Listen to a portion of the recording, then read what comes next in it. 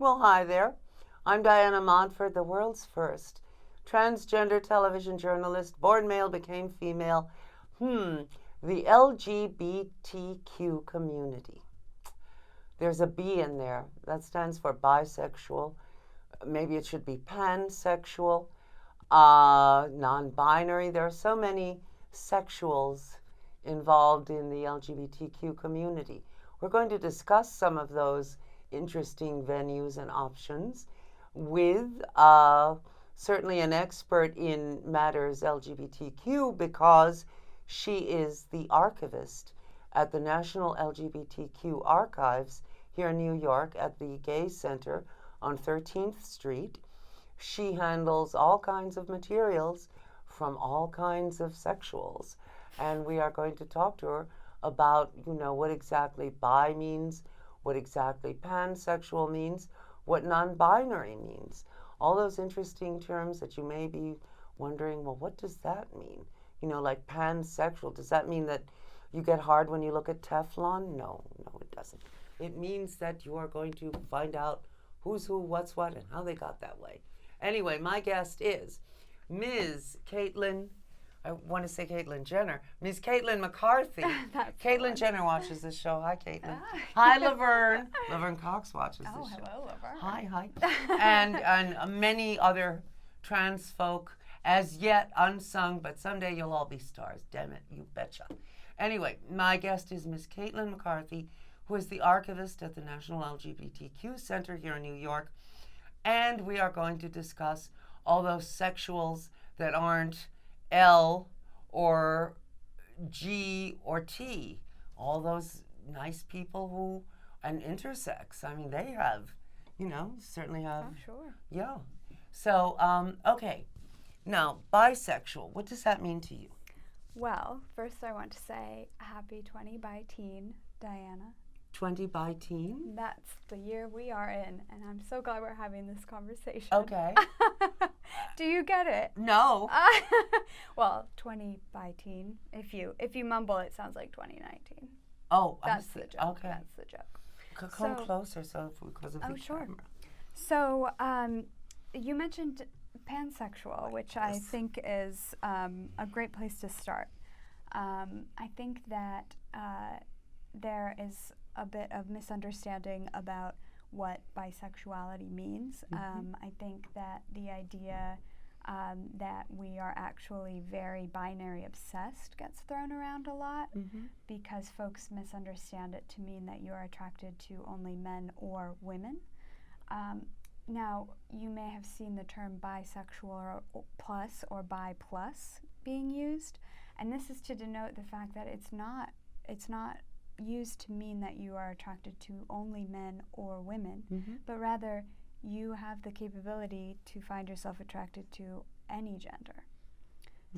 Men, women, any genders, two or more, essentially. And there are not only two genders. Exactly. There are many genders, and it's a spectrum. Exactly. And I think that pansexual has, and by no means am I an expert, this is more coming from my own kind of personal political interest, but it seems to me that pansexual has come into use to address the kind of biphobic misunderstanding of what it means to be bisexual. In my estimation, I think that actually the B and the T in the LGBTQ acronym have a lot in common. Not only are we often overlapping, right? Excuse me. Yeah. Many trans folks are bi and vice versa. But to kind of occupy a space that is not binary by nature is something that I have come to embrace, and I've come to embrace in my trans friends and family as well. You mentioned non-binary, right? And non-binary would be a gender identity, not a sexual identity. And that identity is acknowledging the fact that there is more than one or two. Right? There's more than the binary. To me, that's what my bisexuality is. That's what my bisexual politics mean. It's the recognition of so many options. Aren't most people really, in thought at least, bisexual, would you say? Well, I think that there. Excuse me. Like a bromance. It's just a step short of actual sex. You know? I think that in a bisexual politics kind of context, that makes sense to me, that we are all so nuanced in our lives and experiences. I mean, attractions, desires, that kind of thing, so complex. So why curtail it at one or the other kind of? Well, we've all been conditioned to think, oh, this is wrong, oh, that's wrong. I have to stop thinking these things. You know, I can't look at that person I work with because, you know, it's inappropriate. And, you know, and I'm married and I'm heterosexual and I have children. You know, I don't, but somebody might think that.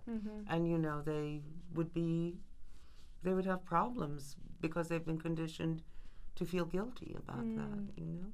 I think that keeps a lot of bi folks, as well as monosexual, gay, lesbian folks, from coming out, from embracing themselves, their possibilities.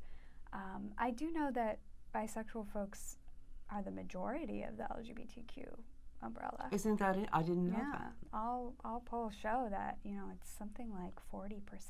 Isn't that great? I don't think everybody is bisexual, but I think that there are many more bisexual folks in this world than we know, or that maybe even they know. Well, and as I've said, they don't want to admit it, sometimes even to themselves. Yeah. But the Kinsey report, published 70-something years ago, said that many cisgender heterosexual men had achieved orgasm with a same-sex partner, and then later they found basically the same thing with women. Right. So, you know. Well, and then you get into the difference between whether you identify as a certain identity and then versus behavior, because not all people who have sex with same or similar genders would identify as gay or bi, right? So it's all just like a part of that wonderful tapestry of humanity, sometimes terrible, but I do think it's so important to discuss bi experience, to elevate it from my own experience and from that of my own community. You know, if you don't see it, it's the problem of representation. If you don't see it modeled, often you won't be able to accept it in yourself and in your own life. And also I think all these labels, these 20th century labels, these did not exist before the 20th century. People just did whatever they did, and they were not in the 18th century, people were often bisexual, but they were not labeled as such. Right. They were just, Marie Antoinette was just hanging out with her girlfriends, you know? So, I mean, but today it's, ooh, you're a lesbian, ooh, you're this, ooh, you're that. Right, right, and it's always a kind of double-edged sword, don't you think, of the categorization. We can hurt ourselves and we can hurt other people by categorizing, and we've done it and we'll continue to do it as a society. I think we're outgrowing it though, don't you? Well, I think that's what a lot of younger folks are showing, that they eschew labels.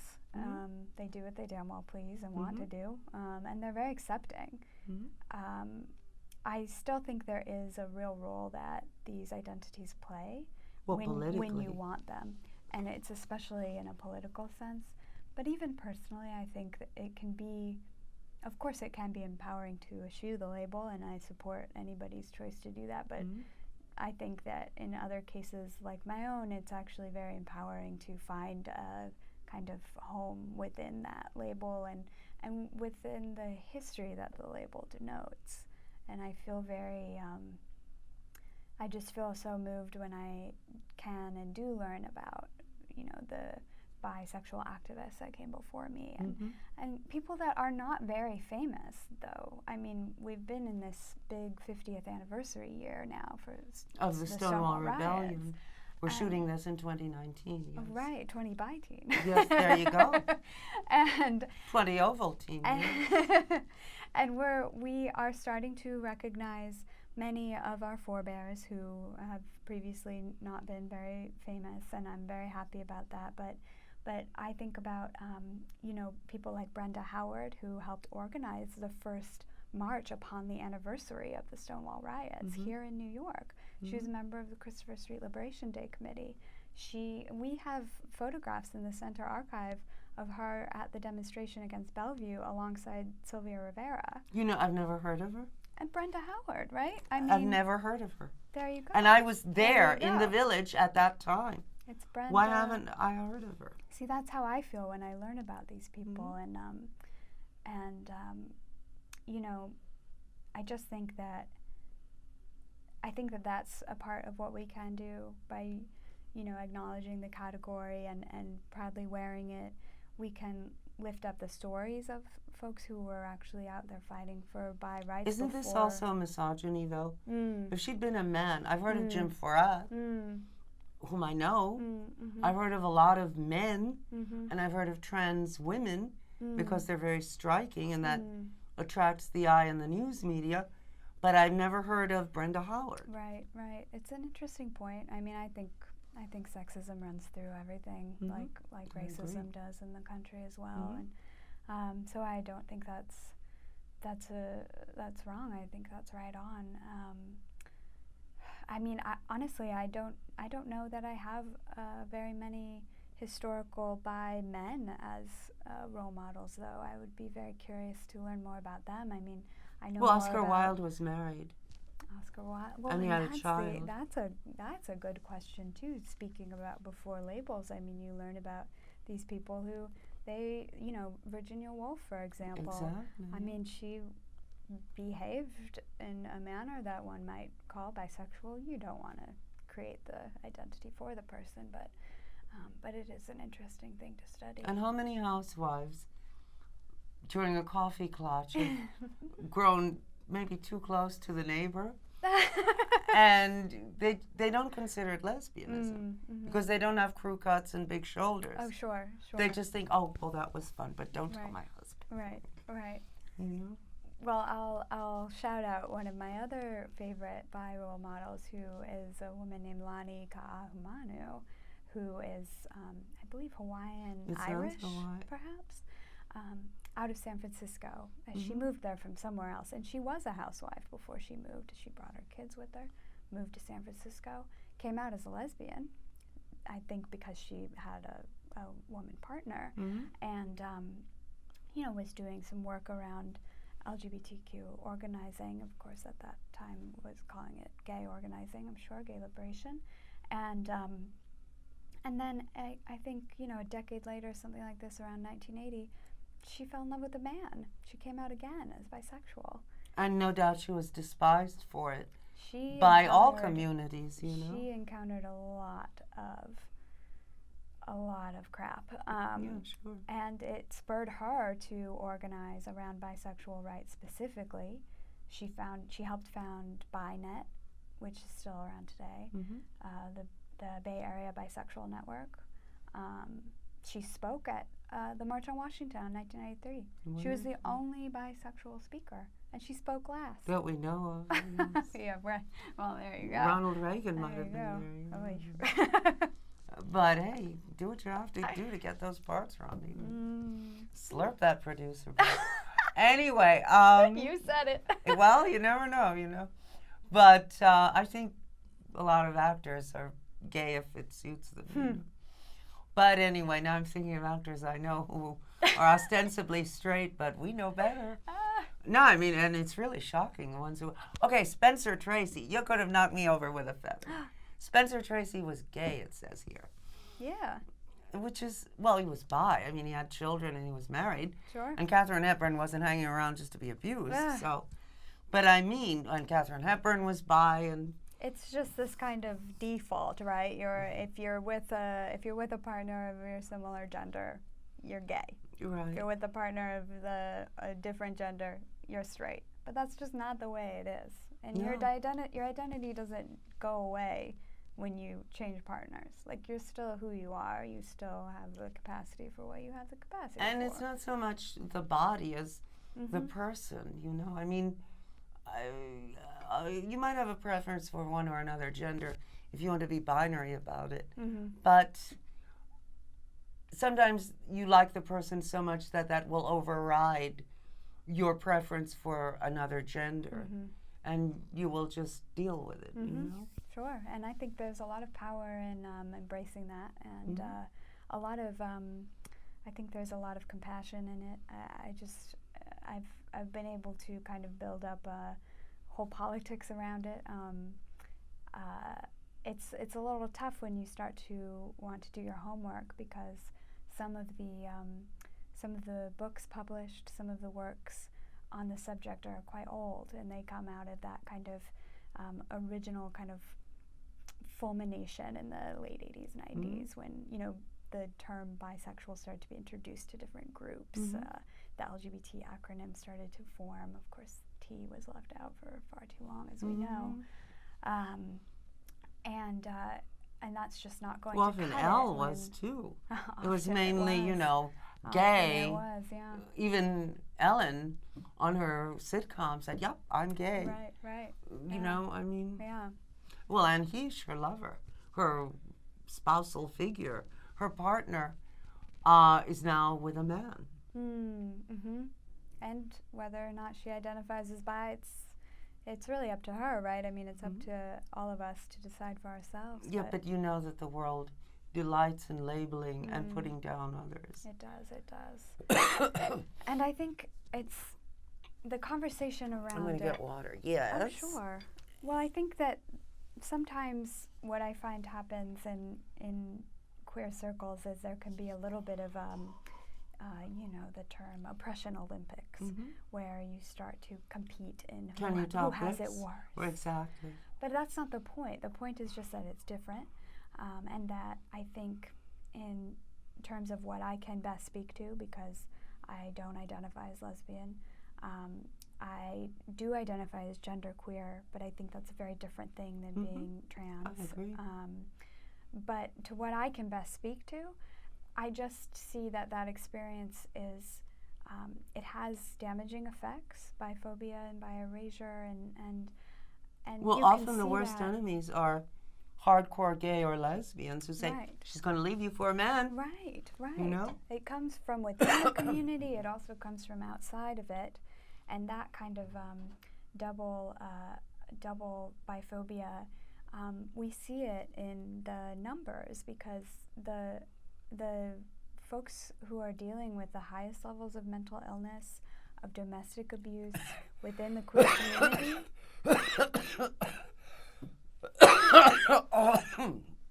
You were saying. Well, they're bi folks. And that's just a sad state of affairs, and we need to be there for all of our people, right? And I think that when you look at the history, like we're talking about Brenda Howard, we're talking about Lani Kaimanu, we're talking about Robin Ox. But even hardcore gays tend to dehumanize those they despise, and they treat bi folk the way cisgender straight folk treat gay people. Sure. With disdain and disgust and suspicion, I think, is a large part of it. Feeling like, you know, afraid or suspect about something you're not familiar with. Well, I've heard lesbians proudly tell me, "Oh, I'm a gold star lesbian." Oh, right. Which means they've never been with a man. Or gay guys will say, "Well, I'm a gold star gay guy." Well, why? Try it, for God's sake. I mean, you know, big deal. Yeah, I think that's a really demeaning way of referring to people in general. And I mean, it's nice if you feel proud of it for yourself, but don't make me feel bad about it just because of my own personal choices. I've tried everything, and I liked everything. So there you go. It's a holistic approach. Oh, yes, I'm a holistic fucker. But anyway, no, and I mean, you know, but there's a lot of prejudice against bi people in the LGBTQ, well, not the B, but in the LG, not even the T, because they're cooler about that. I think so too. Like I was saying, I think that there's some kind of natural kind of understanding almost. Sure. Well, many have been, you know, cisgender people who married and had children and then transitioned. And so, of course, they would understand, you know. And to just occupy, again, that space where you're saying, you know, it's not about, like, what you choose to do or how you prefer, but, like, it's just about having that option and having the opportunity to be your own self authentically, right? And I think that by talking about it, by raising the visibility, by getting more representation, all it does is it strengthens the community as a whole, right? Because we all have intersecting kinds of needs, concerns, experiences, right?